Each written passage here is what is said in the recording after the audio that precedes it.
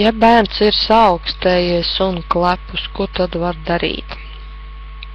Pilnīgi noteikti var veikt āromu terapiju, jā, ar lampas palīdzību telpā, kur atrodas bērns, bet pirms viņu ienes šajā telpā. Tātad mēs varam spēlēties tādām ētriskajām eļļām kā tējas koks, lavanda, eikalipts. Jā. Tātad āromlampā mēs vienu pilienu ētriskās eļļas izmantojam.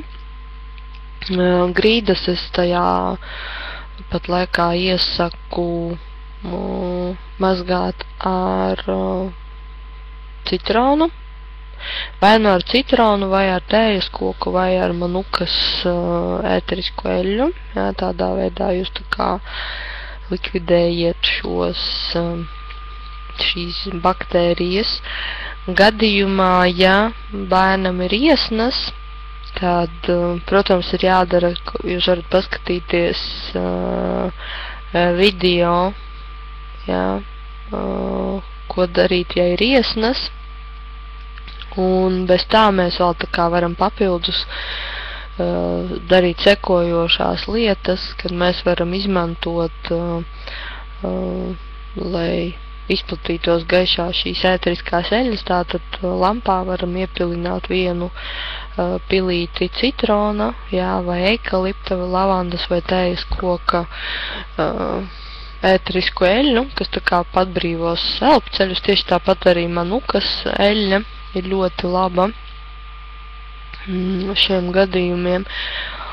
Un vēl, ko es esmu izmantojusi, es esmu rupjo vāramo sāli sasildījusi uz pannas, iebērusi bērna zeķītē un likusi esmu šajās te vietās, jā, katra deguna pusē.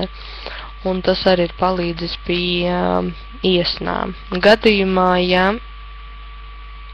bērnam ir bronhīts, tad, jā, līdz šim gada vecumam, tad jūs arī varat lampā izmantot tādu lavandu, vai arī taisīt krūts masāžu, kur tātad uz 3 ēdam karotēm aprikošu kauliņu, eļļas vai persika kauliņas eļļas, kas tad jums tātad ir mājās, piepiliniet klāt vienu pili lavandas ēteriskās eļļas, ja nav lavanda, tad citronu.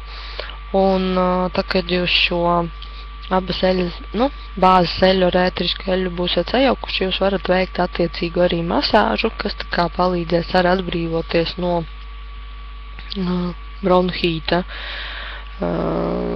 radītajām sekām, ja tā atbrīvos bērnam elpošanu tā un nebūs tas tik sāpīgi.